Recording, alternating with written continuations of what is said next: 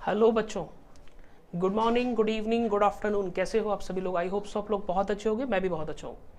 अभी तक हम लोगों ने पर्टिकुलरली इनकम टैक्स के अंदर बेसिक कॉन्सेप्ट्स जो फर्स्ट टॉपिक था वो अपन लोगों ने कंप्लीट कर लिया है। आई होप सो आपको कोई भी डाउट, कोई भी क्वेरी अभी तक नहीं होगी। If you have any doubts and queries, you just put it down, I will definitely reply you. So now we are come with another unit, and that is about residential status of the assessee. And in this particular chapter, what we have to discuss here, we have to ultimately understand the residential status. कि how we will decide the whether the assessee is a resident or a non-resident. Correct. अब बात ये आती है कि sir इस chapter के अंदर जब हम बात करेंगे रेजिडेंशियल स्टेटस की, तो हमें ज़रूरत क्या है? क्योंकि इनकम टैक्स में जो चार्जेबिलिटी आती है टैक्स की, वो डिपेंड करती है उस असेसी के रेजिडेंशियल स्टेटस पे. तो पहले ये डिफाइंड करना पड़ेगा. याद हो तो फर्स्ट वाला जो अपने यूनिट किया था, तो मैंने जो प्रोसेस बताया था टैक्स कैलकुलेशन का, उस कैलकुलेशन में जो फर्स्ट पॉइंट था ना कि पहले डिफाइन करो कि असेसी रेजिडेंट है या नॉन रेजिडेंट, अकॉर्डिंगली फिर हम कैलकुलेट करेंगे. करेक्ट. तो वो पहला स्टेप इस चैप्टर से स्टार्ट हो रहा है. और अपन क्विकली एक रूल को अमेंडमेंट के साथ जो भी लेटेस्ट इनकम टैक्स एक्ट है उसके अकॉर्डिंग हम सारी चीज़ें देखने वाले हैं. करेक्ट. तो ये वीडियो लास्ट तक देखना, हर एक चीज़ काफ़ी इंपॉर्टेंट होने वाली है. So let's be start.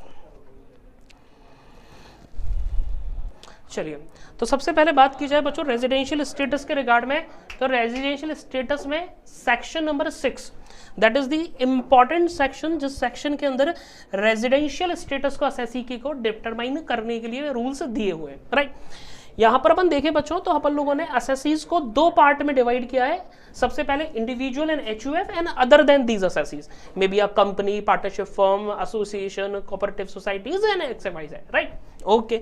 अब देखो रेजिडेंट और नॉन रेजिडेंट जो होता है वो आपको यहाँ पर डिफाइन करना है कि whether that assessee is a resident और अ नॉन रेजिडेंट, अपने देश वाला है या बाहर वाला है. राइट. ओके सर ये other than individual and HUF में तो कोई दिक्कत नहीं है.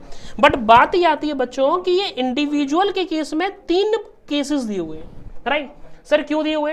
क्योंकि देखो यहाँ पे एक तो रेजिडेंट और नॉन रेजिडेंट, बट यहाँ पर ये फर्दर रेजिडेंट को और आगे क्लासिफाइड करते हैं, ऑर्डिनरी रेजिडेंट या फिर ordinary but not ordinary resident. Right. तो यहाँ पर हम 3 पर्टिकुलर केसेस में यहाँ पर रेजिडेंशियल स्टेटस को क्लासिफाई करेंगे only in case of what, individual and HUF. बाकी अदर असेसीज के केस में सिर्फ रेजिडेंट और नॉन रेजिडेंट अपन यहाँ डिफाइन करने वाले हैं. राइट. चलिए नेक्स्ट यहाँ पर क्या लिखा हुआ है बच्चों कि जो रेजिडेंशियल स्टेटस है ना असेसी का, ये आपको हर प्रीवियस ईयर के लिए अल्टीमेटली डिटरमाइंड करना होगा एंड अकॉर्डिंगली आप टैक्स कैलकुलेशन उस पर्टिकुलर प्रीवियस ईयर के लिए करोगे. राइट. तो हर प्रीवियस ईयर के लिए सेपरेटली कैलकुलेट करना होगा, देखना पड़ेगा हर बार कि whether that assessee is a resident और not. Second thing is what, a person who is a resident and ordinary resident in 1 year may become non-resident or a resident but not ordinary resident in another year or a vice versa. Sir क्या देखो ये बहुत ही simple सी बात बोलता है. ये बोलता है कि हो सकता है ना सर कि कोई असेसी अभी इस समय पे रेजिडेंट है, नेक्स्ट ईयर फिर नॉन रेजिडेंट हो जाए, हो सकता है थर्ड ईयर फिर दोबारा रेजिडेंट हो जाए. तो ऐसा नहीं है कि एक बार रेजिडेंट का तमगा लग गया तो वो कंटिन्यूसली अपनी लाइफ स्पेन में रेजिडेंट ही रहेगा. राइट. बिल्कुल सर. अब सर ये डिटरमाइन कैसे करेंगे हम कि whether that assessee is a resident और नॉन रेजिडेंट. चलिए तो अपन एक एक असेसी के केस में देखते हैं. सबसे पहले अपन बात करते हैं इंडिविजुअल असेसी के केस में. देखो इंडिविजुअल असेसी के केस में एक कंडीशन दी हुई है सेक्शन 6 सबसेक्शन 1 के अंदर, जिसे हम बेसिक कंडीशन बोलते हैं. और इस बेसिक कंडीशन के अंदर 2 कंडीशंस प्रोवाइड की जाती है. फर्स्ट कंडीशन क्या है बच्चों, देखना एक बार, stay in India during the previous year for a total period of 182 days or more. तो फर्स्ट बेसिक कंडीशन क्या हो गई कि आप पर्टिकुलर प्रीवियस ईयर में 182 डेज और मोर के लिए इंडिया में स्टे करते हो. तो okay. And the next condition under the section 6 subsection 1 is what, stay in India for 365 days during the 4 years immediately preceding the what, your relevant previous year. जिस भी particular assessment year की आप calculation कर रहे हो उसका जो भी रेलेवेंट प्रीवियस ईयर होगा उसके जस्ट प्रिसीडिंग जो 4 ईयर है वहां पर आप देखोगे कि 365 डेज आपका स्टे रहा है या नहीं रहा है. Right. And at least 60 days in the relevant previous year. मतलब यहां पर आपको 2 कंडीशन दी हुई है बच्चों, ध्यान रखना. और यहां पर एंड लिखा है, ऐसा नहीं है सिर्फ एक हो, दोनों कंप्लीट करनी पड़ेंगी आपको. क्या? पहला सर पिछले 4 सालों में प्रीवियस ईयर को छोड़ के पिछले 4 सालों में 365 डेज और मोर। और सर जस्ट इमीडिएट जो प्रीवियस ईयर है उस प्रीवियस ईयर में एटलीस्ट 60 डेज का स्टे आप लोगों का रहना चाहिए। तो ये दो 6 सबसेक्शन 1 के अंदर बेसिक कंडीशंस होती है। If both the basic conditions are not satisfied then that particular SSC is what non resident and otherwise he is a resident. Can I say कि एक भी पूरी कर ली तो रेजिडेंट तो हो जाओगे? क्योंकि देखो उन्होंने यहां क्या बोला है, उन्होंने बोला कि यदि दोनों कंडीशन सेटिस्फाइड नहीं करते हो तो आप नॉन रेजिडेंट हो। तो क्या मैं ऐसा तो बोल ही सकता हूं ना कि एक भी कंडीशन पूरी हो गई तो ये रेजिडेंट तो हो जाएगा। चलिए आई होप सो यहां तक कोई परेशानी नहीं। तो अपन ने 2 कंडीशन देखी। सबसे पहले 6.1 के अंदर बेसिक कंडीशन पहली अपन लोगों ने देखी बच्चों कि प्रीवियस ईयर में 182 डेज और मोर का स्टे होना चाहिए। Okay sir. सेकंड कंडीशन अपन ने देखी सर क्या कि जो प्रीवियस ईयर है उसके जस्ट इमीडिएटली जो 4 प्रीसीडिंग प्रीवियस ईयर गए वहां पर 365 डेज और मोर का आपका क्या होना चाहिए, स्टे होना चाहिए।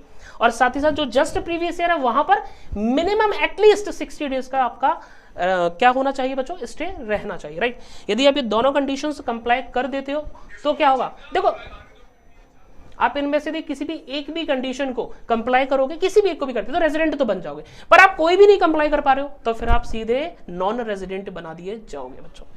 चलिए थोड़ा सा आगे देखते हैं। इसके बाद हमें कुछ एडिशनल कंडीशंस दी हुई है अंडर सेक्शन 6 सबसेक्शन 6 में। सर ये कब यूज होंगी, मैंने आपको बताया ना इंडिविजुअल और एचयूएफ के केस में आपको रेजिडेंट और नॉन रेजिडेंट देखना है।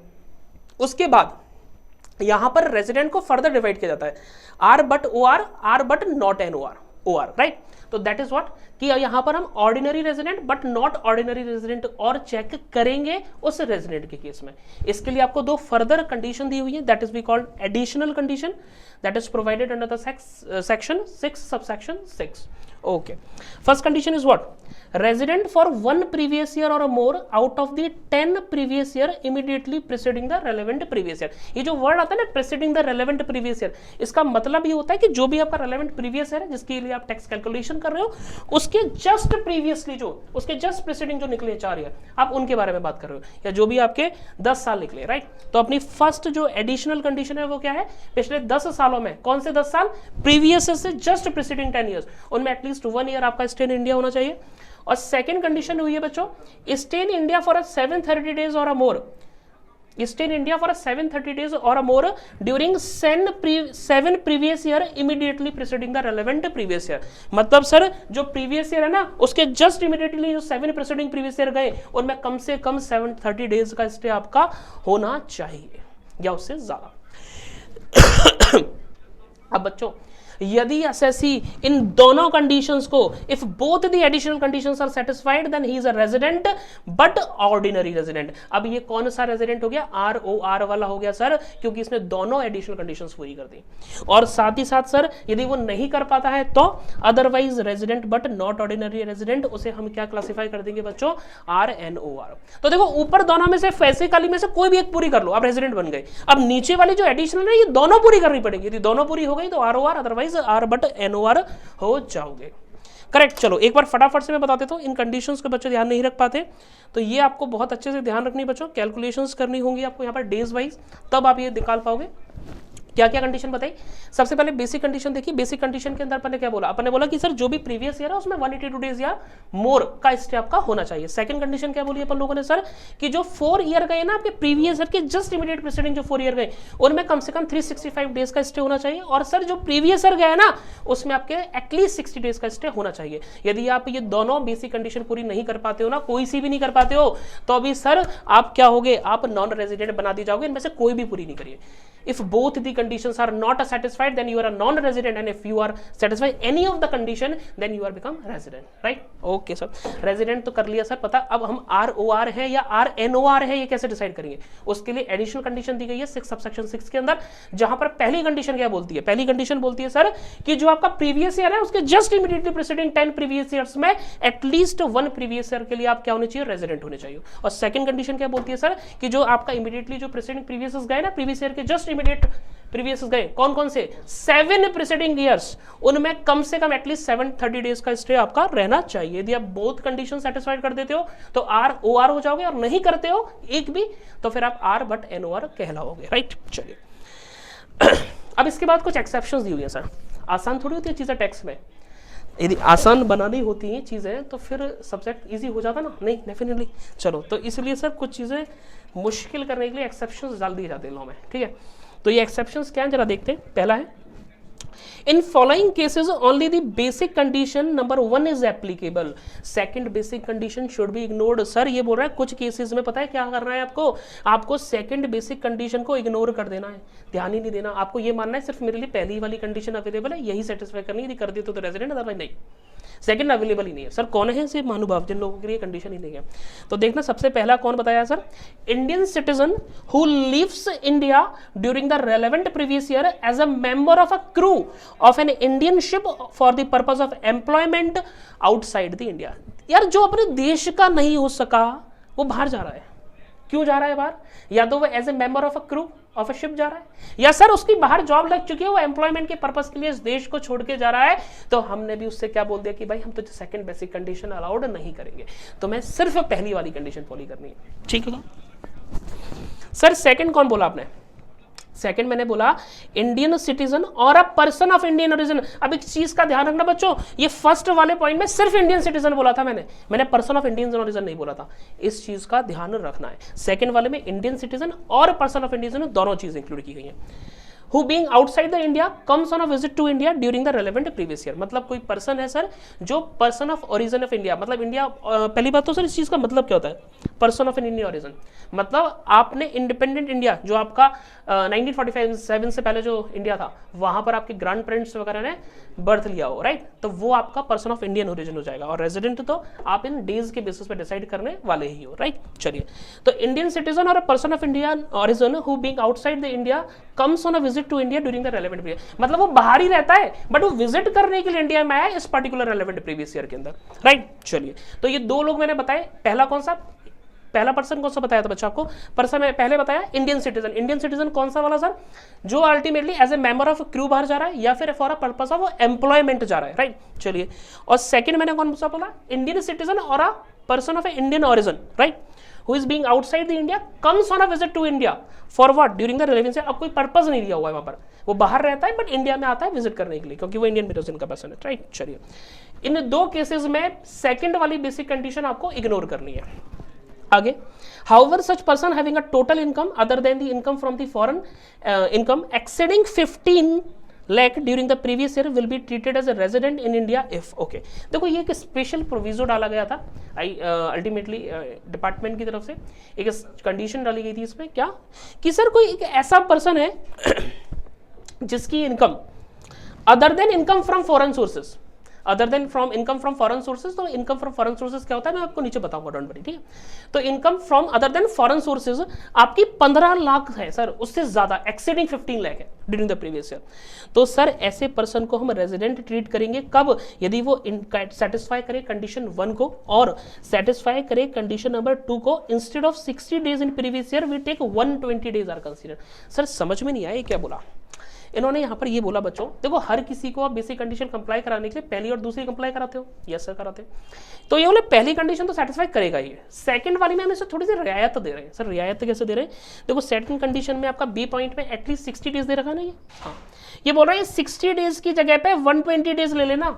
कब? यदि वो person other than foreign source की इनकम एक्सीडिंग 15 लाख कमा रहा है तो, राइट तो उस पर्सन को फर्स्ट कंडीशन तो सेटिस्फाइड करनी है, सेकंड वाली में 60 डेज की जगह पे हमें से 120 डेज कंप्लाई करने होंगे, राइट। चलिए तो ये थोड़ा सा आपको ध्यान रखना है बच्चों।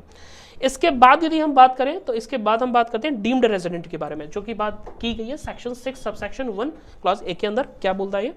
An individual being an Indian citizen having a total income other than income from foreign sources exceeding 15 lakh during the previous year would be deemed to be resident in India in that previous year if he is not liable to tax in any other country or a territory by the reason of his domicile or a residence or any other criteria of a similar nature। मतलब ये एक ऐसे assessee के बारे में बात कर रहा है, एक ऐसे इंडिविजुअल के बारे में बात कर रहा है सर जो इंडियन सिटीजन है और जिसकी income other than income from foreign sources 15 lakh रुपए से ज्यादा है और वो अपने डोमिसाइल रीजन की वजह से रेजिडेंशियल पर्पस की तरह अलग कोई भी क्राइटेरिया हो सकता है जिन्हें सेटिस्फाई ना करने की वजह से वो किसी और कंट्री में टैक्स नहीं दे पा रहा है, तो हमारी गवर्नमेंट ऑफ इंडिया क्या बोलती है, बोले कोई परेशानी नहीं है, कहीं और नहीं दे पा रहे तो हमारे यहाँ तो दे ही सकते हो ना, तो जस्ट कम हियर मैन। तो देखो उन्होंने उसके लिए क्या बोला, तो उसे हम डीम्ड रेजिडेंट बना लेंगे, डोंट वरी, हम तुम्हें डायरेक्ट डीम बना लेंगे, ठीक है, okay sir. However this provision will not apply in case of an individual who is a resident of India in a previous year as per section 6 subsection 1। अब यदि तुम 6 subsection 1 जो बेसिक कंडीशन शुरुआत में देखी थी उसके तहत पहले से हो चुके हो तो थोड़ी अप्लाई होगा ये वाला प्रोविजन, राइट। अब ध्यान रखना, यदि तुम उसके तहत पहले ही हो चुके हो तो वहां पे एक चीज और ध्यान रखनी होगी तुम्हें, क्या कि वो 60 डेज की जगह 120 डेज देने, क्योंकि वो पर्सन हो गया जिसकी इनकम कैसी है other than foreign sources exceeding 15 lakhs है, राइट। बिल्कुल थोड़ा सा कॉम्प्लेक्स है, आई नो दैट, बट ये एक्चुअली प्रोविजो है, so you have to understand clearly. And इसके बाद मैं आपको एक क्वेश्चनर प्रोवाइड कर दूंगा, तो that will be helpful for understanding that particular concept, correct. चलिए नेक्स्ट पॉइंट देखते हैं। तो 6(1) जिसने फॉलो कर लिया सर उसको यहाँ आने की जरूरत नहीं है, वो तो जो 6(1) फॉलो नहीं कर पा रहे पर ऐसे लोग हैं जिनको कहीं और टैक्स नहीं देना पड़ रहा है डोमिसाइल रीजन की वजह से, और उनकी income other than foreign sources 15 lakh से ज्यादा है, तो वो लोग यहाँ जाओ इंडिया। क्यों? क्योंकि हम तुम्हें डीम्ड रेजिडेंट बना लेंगे under section 6 subsection 1 clause A के अंदर। और कौन पे नहीं लगता sir? An individual who is not a Indian citizen but a person of Indian origin. Sir भले ही आप इंडियन सिटीजन ना हो चलेगा, पर पर्सन ऑफ इंडियन ओरिजिन तो होना। Can not be deemed resident, मतलब ये बोला a person who is not an Indian citizen but a person of Indian resident Indian origin can not be deemed resident. तो इस चीज का ध्यान रखना, डीम्ड रेजिडेंट बनने के लिए इंडियन सिटीजन होना जरूरी है। और पता है उन्होंने डेफिनेशन में शुरुआत में ही बोल दी थी ये चीज, यदि ध्यान थी हो तो, हाँ कि ना? Yes sir. तो डीम्ड रेजिडेंट तभी बन सकते हो जब आप इंडियन सिटीजन हो, राइट। चलिए, stay Indian is not necessary for being a, बिल्कुल इंडिया स्टे इन इंडिया की जरूरत ही नहीं, क्योंकि कोई कंडीशन ही नहीं दी इन्होंने कि इतने दिन रुकना है। इन्होंने तो सीधा बोला कि other than foreign source 15 lakh से ज्यादा है, कहीं और टैक्स नहीं दे पा रहे हो इन पर्पसेस की वजह से, तो आ जाओ हमारे यहाँ पे, हम तुम्हें डीम्ड रेजिडेंट बना देंगे, इजी। नेक्स्ट है, अ deemed resident is always RNOR। आप उसे सीधे ही RNOR बना सकते हो अंडर सेक्शन 6 सबसेक्शन 6, आपको कंडीशंस अप्लाई करने की रिक्वायरमेंट नहीं है। चलिए देखो आगे उन्होंने कुछ और भी बोला है इसके बारे में। ये बोलता है आगे कि इंडियन सिटीजन और a person of Indian origin who being outside the India comes to a visit in India any previous under section 6 subsection 6 having the total income other than income from foreign sources exceeding 15 lakh during the previous year, who has been in India for 120 days or more but less than 182 days, then he will be treated as a R but NOR। अब देखो मैं एक चीज बताता हूँ इसमें क्या है। ये इन्होंने ना डायरेक्ट एक प्रोविजो डाला है। अब इस प्रोविजो में इन्होंने स्पेसिफिकली बोला है कि यदि सर कोई भी इंडियन सिटीजन है या फिर पर्सन ऑफ इंडियन ओरिजिन है जो आउटसाइड इंडिया था और इंडिया विजिट करने के लिए आया है प्रीवियस ईयर में, और उस पर्सन की income other than income from foreign sources कितने लाख से ज्यादा है? 15 लाख से ज्यादा है। तो इन दैट पर्टिकुलर सिचुएशन उस पर्टिकुलर पर्सन को का स्टे 120 डेज से ज्यादा है बट 182 डेज से कम है, तो in particular situation that person will be treated as what? R but NOR, correct. हाँ, ये डायरेक्ट याद रखना पड़ेगा कि यदि इस तरीके का पर्सन है जिसकी income exceeding other than foreign sources exceeding 15 lakhs आ रही है, तो उस सिचुएशन, और यदि वहां पे साथ ही साथ स्टे का पीरियड 122 डेज से ज्यादा है बट 182 डेज से कम है, तो ऐसे पर्सन को R but NOR के अंदर क्लासिफाई किया जाएगा। चलिए इसके बाद मैंने यहाँ पर कुछ पॉइंट स्पेसिफाई किए इन पर्टिकुलर रूल्स को समझने के लिए, प्रोविजंस को समझने के लिए। जरा देखते हैं क्या। The term in stay in India include stay in territorial water of India that is a 12 nautical miles into the sea from the Indian coast line, as you know that कि यहाँ पर जो इंडिया का मतलब होता है stay in India, तो मतलब वो इंडिया का मतलब कहाँ पर? इंडिया की जो धरती है उसके ऊपर का जो आसमान है वो सारी चीजें, और उसके आसपास वाला जो 12 nautical miles तक का जो एरिया नहीं होता वो पूरा यहाँ पर इंक्लूड किया जाएगा। For the purpose of counting the number of days stayed in India both the date of departure as well as the date of arrival are considered to be in India। बिल्कुल, जब भी आप stay in India का period का count करोगे तो departure की date और अराइवल की डेट दोनों ही डेट इंक्लूड की जाएंगी कैलकुलेशन में। ये जब न्यूमेरिकल्स करोगे वहां पे कम आएगा information. Next, an individual can therefore be resident in more countries for a tax purposes than one even though he can have only one domicile। क्या बोला सर? ये बोल रहा है सर कि इंडिविजुअल रेजिडेंट हो सकता है मोर कंट्रीज में टैक्स पर्पसेस के लिए than one, even though he can have only one domicile. देखो डोमिसाइल हो सकता है कि मैं एक जगह का व्यक्ति हूं, पर रेजिडेंशियल स्टेटस आपको मल्टीपल कंट्रीज में मिल सकता है, क्योंकि जैसे इंडिया में डेज के बेसिस पे हमने कैलकुलेट करता है, अदर कंट्रीज अदर कोई क्राइटेरिया के बेसिस पे कैलकुलेट करती है, तो एक पर्सन अलग अलग जगह पे रेजिडेंट हो सकता है टैक्स के पर्पज से, राइट। Okay sir. तो मतलब ऐसा नहीं है कि यदि मैं इंडिया का रेजिडेंट हूं तो मैं ऑस्ट्रेलिया का नहीं हो सकता, यदि मैं वहां की कंडीशंस उनकी लॉ के अकॉर्डिंग पूरी करूं तो मैं वहां का भी रेजिडेंट हो सकता हूं। Period of stay in India for an Indian citizen being a crew member period to be excluded. हाँ देखो अपन ने ऊपर एक प्रोविजन पढ़ा था कि जब आप as a member of a crew as a Indian ship जाते हो फॉरेन शिप, तो वहां पर आपको जो डे की आप कैलकुलेशन करोगे ना उसके बारे में बोला है कि ऐसे लोगों की आप डेज की कैलकुलेशन कैसे करोगे। तो एक्चुअल में होता क्या है, जो मेंबर होते हैं क्रू शिप के, इन लोगों को जैसे ही शिप में एंटर करते हैं ना एक रजिस्टर्ड साइन करना होता है कि हमने इस डेट पे एंट्री ली, और जब ये उसको लीव करते हैं तो वो भी उस दिन दिखते हैं, क्योंकि वो शिप पे गए। अब शिप काफ़ी एक लंबी प्रैक्टिस करेगा, मिलिट्री प्रैक्टिस नेवल प्रैक्टिस में इन्वॉल्व रहेगा, 6-7 महीने तक ये बाहर रहते हैं, करेक्ट। उसके बाद जब ये आएंगे शिप जैसे पोर्ट पर आएगा वहाँ पर ये जैसे साइन ऑफ करेंगे उसको, तो रजिस्टर को साइन ऑफ करके आउट हो जाएंगे और इंडिया में एंटर कर जाएंगे। तो एक तरीके से ये बोलते हैं कि वो शिप में जो तुमने साइन करके अंदर घुसे हो फिर जो साइन करके बाहर निकले ना, वो पूरा का पूरा इंडिया के बाहर माना जाएगा। देखते हैं कैसे बोला, ये बोला period commencing from the date enter into the continuous discharge certificate in respect of joining the ship. जब शिप को ज्वाइन करते हो तो एक सर्टिफिकेट बनता है, कंटीन्यूअस डिस्चार्ज सर्टिफिकेट, उसमें जो डेट डाली गई है उससे लेकर के period ending on the date entered in the continuous discharge certificate in the respect of signing off. ये क्या करोगे, एक्सक्लूड कर दोगे। तो जब आप स्टे इन इंडिया का पीरियड निकालोगे तो जिस दिन आपने डीसीसी में जो डेट डाली है ज्वाइनिंग की और जिस दिन उसके निकले हो उस दिन डेट डाली है साइन ऑफ की, वो दोनों डेटों से लेकर के पूरा पीरियड बाहर वाला वो आप एक्सक्लूड कर दोगे इन इंडिया वाले पार्ट में से डेफिनेटली। चलिए उसके बाद इनकम फ्रॉम फॉरेन सोर्सेज के बारे में बात करें कि जैसे मैं बार बोला ना other than income from foreign sources. Income from foreign sources क्या होता है, तो जरा देखना, income which accrue or arise outside the India and which is not deemed to arise in India. तो सीधी सी बात है जो बाहर अक्रू और अराइज हुई हो, except the income from a business which is control or in profession set up in India. हाँ definitely ऐसी इनकम, बट ऐसी इनकम को छोड़ करके कौन सी जिनका कंट्रोलिंग इंडिया से हो रहा है, क्योंकि फिर तो वो इंडियन इनकम ही बन जाएगी ना, दैट इज वाई। बिल्कुल, तो ऐसी इनकम जो बिल्कुल बाहर है, आउटसाइड इंडिया है, अक्रूड और अराइज आउटसाइड इंडिया है, बिल्कुल। उसके बाद हम बात देखो इंडिविजुअल का ही थोड़ा कॉम्प्लेक्स है रेजिडेंशियल स्टेटस, उसके बाद बड़ा इजी है। यदि अपन बात करें एचयूएफ के केस में तो एचयूएफ का देखो बहुत ही सिंपल है। यदि आपका कंट्रोल एंड मैनेजमेंट जो है उस एचयूएफ का वो होली और पार्टली इंडिया में है, मतलब इंडिया में थोड़ा भी है, पूरा मतलब इंडिया में है ना बिल्कुल भी थोड़ा सा भी, तो आप इंडियन रेजिडेंट हो गए। पूरा बाहर है, कोई है नहीं इंडिया में लिंक, तो नॉन रेजिडेंट। बट सर आपने इसमें बोला था कि इंडिविजुअल और एचयूएफ के केस में रेजिडेंट को हम आगे चेक भी करते हैं ओआर बट एनओआर वाला भी। हाँ सर, तो देखो यहाँ पे इन्होंने चेक भी किया क्या कि if karta of a residential HUF resident HUF satisfy both the following conditions then the resident HUF will be ROR otherwise it will be RNOR. तो वही वो जो एडिशनल कंडीशंस हमने इंडिविजुअल वाली देखी थी वही यहाँ पर दो एडिशनल कंडीशन सेटिस्फाई करनी होंगी। यदि वो दोनों का सेटिस्फाई कर देते हो आप तो आर बट ओआर हो जाओगे, नहीं करते हो तो आर बट नॉट एनओआर होगे। अब इसमें एक चीज ध्यान रखना, वहां जो हमने शुरुआत में कंडीशन पढ़ी थी वहां पे एडिशनल में वहां पहली कंडीशन में हमने बोला था 1 आउट ऑफ 10 प्रीवियस, राइट।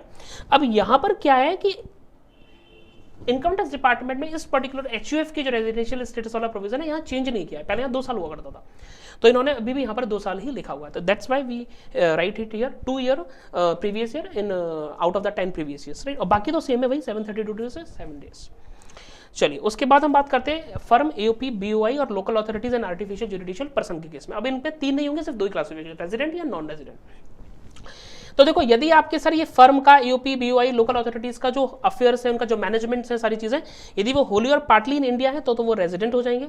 यदि सर मतलब तो इंडिया में हल्का सा भी कनेक्शन है ना किसी भी तरीके का तो वो रेजिडेंट है, और यदि वो पूरा का पूरा ही आउटसाइड इंडिया, इंडिया से कोई कनेक्शन ही नहीं है तो दैट इज नॉन रेजिडेंट। चलिए उसके बाद हम बात करें किसके बारे में, कंपनीज के बारे में। तो residential status of the companies के बारे में लिखा गया है if it is an Indian company or it's place of effective management in that year is in India. Okay, मतलब इनमें से कोई भी या देखो इंडियन कंपनी तो हमेशा रेजिडेंट होगी, चाहे तुम विदेशों में धंधा करो, कहीं भी करो, तुम इंडियन कंपनी हो ना, इंडिया में रजिस्टर्ड हुए हो ना, तो तुम हमेशा इंडियन रेजिडेंट रहोगे। ओके, सेकंड चीज क्या कंडीशन है, या फिर आपका place of effective management India में तो अभी आप इंडियन कंपनी हो, राइट। चलो जरा सर ये पीओएम होता क्या है तो जरा देखते हैं। Place of effective management means a place where the key management and commercial decision, बहुत ही important key management and commercial decisions लिए जाते हैं that are necessary for the conduct of business of any entity as a whole और in substance में, जो बहुत important है उस ऑर्गेनाइजेशन के रनअप के लिए, वो डिसीजंस इंडिया से बैठ के लिए जा रहे हैं, तब बोला जाएगा कि आपका पोएम इंडिया में है। बिल्कुल सर। चलिए तो this is what residential status of Indian companies of a companies ultimately, क्या कि यदि आप इंडियन कंपनी हो तो आप ऑलवेज रेजिडेंट रहोगे, या फिर आपका पोएम इंडिया में तो आप रेजिडेंट हो, अदरवाइज आप नॉन रेजिडेंट हो। चलिए इसके बाद सर हम नेक्स्ट सेक्शन की तरफ चलते हैं, that is the section number 5, scope of total income. अब यहाँ पर हम देखेंगे कि किस किस एसएससी के लिए कौन कौन सी इनकम से टैक्सेबल। अब हम तो ये तो जान गए कि एसएससी रेजिडेंट है या रेजिडेंट बट ऑर्डिनरी रेजिडेंट है या resident but not ordinary resident है, राइट। अब हमें ये भी चेक करना है कि अब रेजिडेंट के लिए कौन सी इनकम टैक्सेबल होती है, नॉन रेजिडेंट के लिए कौन सी होती है, आर बट एनओआर के लिए कौन सी होती है, करेक्ट। तो हमने इसलिए अब पर्पस समझ में आ रहा है कि टैक्स की कैलकुलेशन करने के लिए ये डिसाइड करना जरूरी है पहले कि ऐसे रेजिडेंट है या नहीं है, राइट। तो ये तो कर लिया, अब ये देखो कि किसके लिए कौन सी इनकम है। तो ये जो स्कोप ऑफ टोटल इनकम वाली बात है बच्चों, सेक्शन नंबर 5 के बारे में, ये हम नेक्स्ट वीडियो में करेंगे। अभी फर्स्ट वीडियो के अंदर अभी अपन जो फर्स्ट पार्ट में अभी अपलोड करेंगे, यहाँ पर हम सिर्फ आपको जो बेसिक कंडीशंस हैं आपकी, जो अल्टीमेटली रेजिडेंशियल स्टेटस को कंप्लाई करने के लिए रिक्वायरमेंट है, whether in the case of individual, HUF, AOP, BOI, artificial judicial person, partnership firms, companies, इन सारे असेसीज के केस में रेजिडेंशियल स्टेटस कैसे डिटरमाइन करते हैं, ये सारी चीजें हमने इस वीडियो के अंदर कवर की है। इसका जो नेक्स्ट पार्ट डलेगा बच्चों, उसमें हम इसके बारे में आगे फर्दर बातें करेंगे, जहां हम scope of total income section 5 के बारे में बात करेंगे, right. I hope you like the video and the content, and if you like the video just share and subscribe and hit the like button. और बच्चों मैं बार बार बोल रहा हूँ, कंटिन्यूसली रीड आउट करो, क्वेश्चंस प्रैक्टिस करो, मैं आपको क्वेश्चंस की पीडीएफ डालता जाऊंगा, और साथ ही साथ if you have any queries and any doubts just put it down, I will definitely reply you. इस तक अपने बातें कर ली आज। अब ये जो स्कोप ऑफ टोटल इनकम वाला वीडियो रहेगा, ये आपका मैं नेक्स्ट पार्ट में कंप्लीट करा दूंगा, ठीक है। चलिए, तो आज अपन ने रेजिडेंशियल स्टेटस कंप्लीट किया बच्चों। रेजिडेंशियल स्टेटस के अंदर अपन ने सेक्शन 6 देखा, सेक्शन सब सेक्शन 6 देखा, जहाँ पे अपन ने देखो 6 जो सेक्शन है वो आपका रेजिडेंशियल स्टेटस के बारे में बात करता है। यहाँ पर फिर हम individual, HUF, EOP, BOI, artificial judicial सब के बारे में बात करते हैं, करेक्ट, बिल्कुल। उसके बाद हमने 6 सब सेक्शन 1 देखा था, जहाँ पर हमने बेसिक कंडीशन के बारे में बात की थी, बिल्कुल सर, बेसिक कंडीशन के बारे में बात की थी आपने। उसके बाद अपन लोगों ने 6 सब सेक्शन 6 देखा था, जहां पे हमने एडिशनल कंडीशन के बारे में बातें की थी। उसके बाद अपन ने एडिशनल कंडीशन के बारे में बात की थी 6 सबसेक्शन 6 के अंदर, बिल्कुल। उसके बाद अपन लोगों ने बच्चों डीम्ड रेजिडेंट का एक प्रोविजन देखा था 6 सबसेक्शन 1A में, जहां पर हमने कुछ कंडीशंस देखी थी। उसके बाद अपन लोगों ने एचयूएफ का रेजिडेंशियल स्टेटस देखा था। फिर अपन लोगों ने firm, UP, BOI, local authority, artificial judicial person, इनके केस में रेजिडेंशियल स्टेटस देखा था। एंड लास्ट में अपन लोगों ने कंपनी का रेजिडेंशियल स्टेटस देखा था, करेक्ट। चलिए, तो this is all for today बच्चों। नेक्स्ट वीडियो आपको कल मिलेगा, जहां पर अपन लोग इसके आगे पार्ट के बारे में बातें करेंगे। So thank you for joining us बच्चों, बाय बाय, टेक केयर।